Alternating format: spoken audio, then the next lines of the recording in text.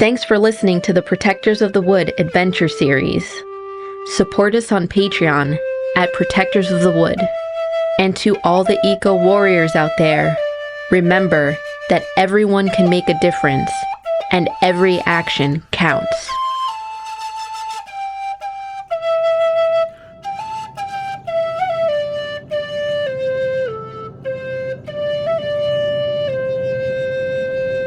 The Protectors of the Wood Adventure Series. Episode number 126. The Hiding Place.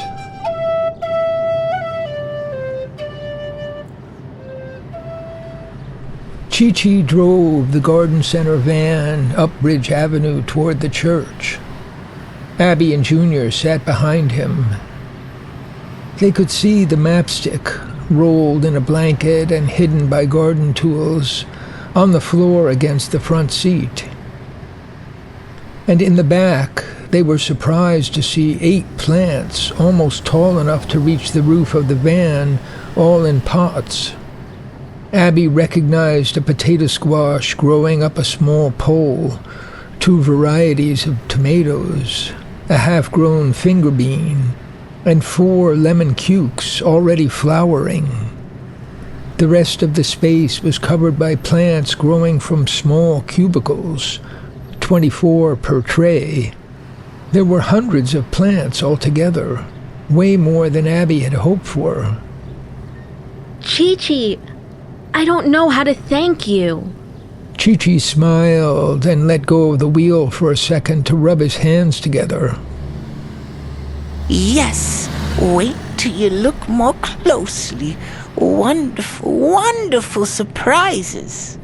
But they're all pot-bound. Get them in the soil by tomorrow. Yes.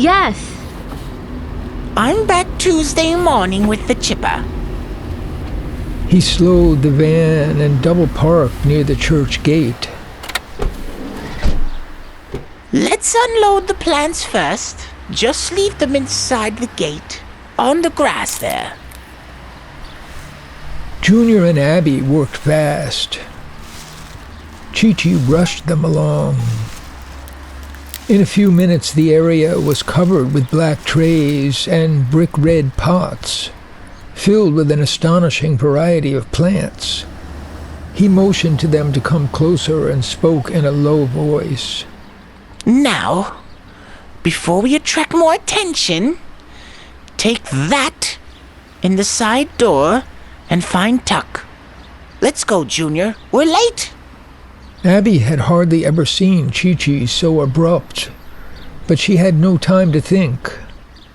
She calmly walked her awkward bundle up the churchyard path and knocked on the side door.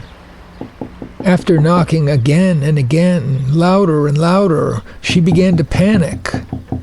She was thinking, should I go around the front? But I want to follow Chi-Chi's instructions to the letter. He obviously thought this through. Abby was struggling not to check for stalkers on the sidewalk behind her. Then she saw Tuck come out of the abandoned school building and come up the path. Sorry to keep you waiting. Tuck turned a key in the door. They stepped inside. Why are you carrying all those tools? You look awfully serious. I am serious. These tools conceal call it an heirloom given to me by my father. I need to keep it in the safest place you can think of. Tuck watched her expression, and then he said, Follow me. He walked down the stairs and into the large meeting room, now silent and empty. Please, sit down for a minute. I see you're anxious about something. How important is this? How safe a place do you need? What's wrong with your cottage? Are you afraid there? You know that these men across the street watch night and day. You've warned me over and over. What will stop them from breaking into my cottage whenever I'm not there? Is this something they would want? I have reason to think so, even though I'm not totally sure what this thing actually is. But I am sure that the loss of it would be catastrophic for me and those who care for me. That serious. Well, since I'm one of those who care for you, I sincerely want to avoid that. We'll use the safest place in the church. It's almost impregnable. Wait here. He headed up the stairs and returned in a few minutes. Follow me. They walked into a corridor, took a left, and then another left down a narrow stairway to a sub-basement Abby had never seen before. It was a wide room with a cement floor and a low sheetrock ceiling. Old folding tables and chairs, broken furniture, wooden chests, shelves of old hymnals and prayer books covered about half the floor. A washer and dryer that looked functional sat in one corner. Abby was thinking, I've got to ask Tuck about that. On the far side, she saw a furnace, a monstrous item connected to many pipes going in different directions. There was not a sound. Tuck went around the clutter and arrived at a metal door.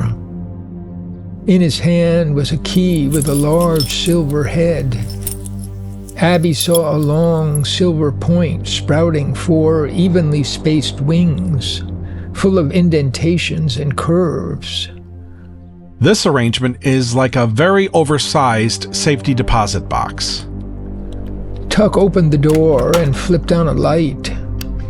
Abby gazed at a room full of incredible objects.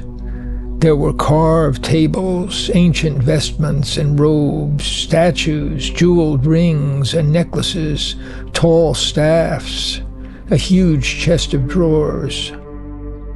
But the most magnetic objects to Abby's eyes were 2 paintings framed in gold. One portrayed a woman in a deep crimson robe, with arms outstretched, standing on a crescent moon. She shone in the doorway of a house with 7 pillars, each adorned with writing Abby couldn't read. Above the woman were angels. Come on, Abby. Find a spot for your treasure. Abby's eyes were caught by another painting, presenting a crowned woman with a staff and wings. Her skin and dress were deep red. Slightly below were a man and a woman with angels high above. I'm sure you have questions, but for now, find a place for your treasure and we'll lock up. Abby laid her bundle on the floor and untied it, and then she unrolled the blanket and exposed the mapstick wrapped in old green cloth. See that long low table? Set it there back near the wall. She carefully picked up the mapstick and was amazed to find it so light. She realized it was only the second time she had ever lifted the mapstick alone. It seemed to weigh less than a small stick. How can this be? As a child I knew on a bright summer's day the warmth of the sun was coming my way. The heat on the sidewalk felt ever so good. I knew that I would do all that I could.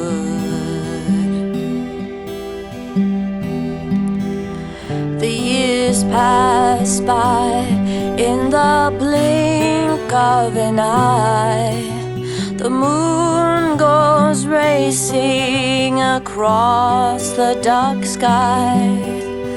All I have left is the best I can do. I'll take all we've got to carry us through.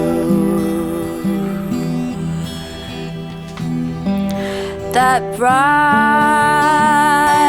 summer's day. We live on always, the great wild world and the powers that be carry us over the raging sea.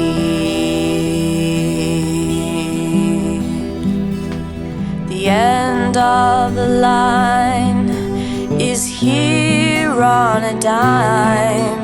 The universe lives in a moment of time. All things journey the long winding way. Everything we do matters today.